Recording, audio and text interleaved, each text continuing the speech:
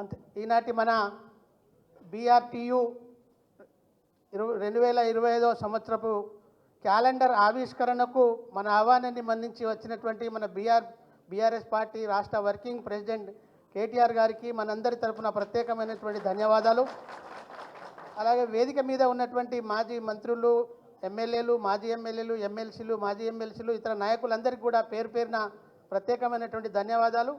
ఈ కార్యక్రమంలో పాల్గొంటున్న వివిధ కార్మిక సంఘ నాయకులకు, కార్యకర్తలందరికీ కూడా పేరు పేరున ప్రత్యేకమైనటువంటి ధన్యవాదాలు తెలియజేస్తూ, చెప్పవలసినటువంటి అంశాలు రాంబాబు అన్ననే అనేక విషయాలు చెప్పాడు. కాకపోతే రెండే విషయాలు. ఇవాళ యావత్ కార్మిక వర్గం భారతదేశంలో బీజేపీ పార్టీ అనుసరిస్తున్నటువంటి కార్మిక వ్యతిరేక విధానాల వల్ల ఎలాంటి ఇబ్బందులను ఎదుర్కోబోతా ఉన్నదో మనందరం ప్రతిరోజు గమనిస్తూ ఉన్నాం. స్వాతంత్రం కంటే పూర్వం స్వాతంత్రం తర్వాత అనేక పోరాటాలు చేసి సాధించుకున్న సుమారు 48 చట్టాలను తుంగలో తొక్కేసి 4 లేబర్ కోడ్ల పేరుతో చట్టాలను తీసుకొచ్చి బహుశా ఈ కొత్త సంవత్సరంతో మన జీవితాలతో, మన ప్రాణాలతో చెలగాటం ఆడబోతా ఉంది. భవిష్యత్తులో బీఆర్టీయు రాష్ట్ర కమిటీ పక్షాన వాటన్నిటి మీద మీ అందరినీ చైతన్యపరిచి తగినటువంటి సమరశీల పోరాటానికి బీఆర్టీయు రాష్ట్ర కమిటీ సిద్ధంగా ఉందని ఈ సందర్భంగా మీ అందరికీ మనవి చేస్తూ ఉన్నా.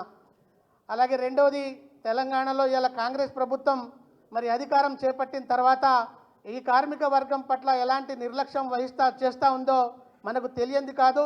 అలాగే దేశవ్యాప్తంగా కూడా గతంలో వాళ్ళ అధికారంలో ఉన్నటువంటి సందర్భాల్లో అనేక ప్రభుత్వ రంగ సంస్థల్ని ప్రైవేటు పరం చేసి అనేక కార్మికుల్ని రోడ్డు మీద ఈడ్చినటువంటి ఘనత దేశవ్యాప్తంగా కాంగ్రెస్ పార్టీకి ఉంది.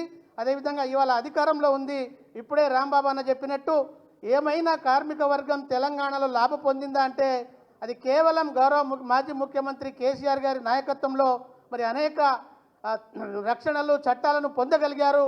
మరి భవిష్యత్తులో తిరిగి ఈ కార్మికులకు మేలు జరగాలంటే తిరిగి కేసీఆర్ గారిని, మన బీఆర్ఎస్ ప్రభుత్వాన్ని అధికారంలో తీసుకురావడం ద్వారానే ఈ కార్మిక వర్గానికి మేలు జరుగుతుందని మీరందరూ విశ్వసించి బీఆర్టీయు ఇచ్చేటువంటి పిలుపులను బలోపేతం చేసి ఉద్యమాన్ని మరింత ముందుకు తీసుకుపోవడం ద్వారానే మేలు జరుగుతుందని నేను ఈ సందర్భంగా మీ అందరికీ మనవి చేస్తూ నేను సెలవు తీసుకుంటున్నాను. జై తెలంగాణ.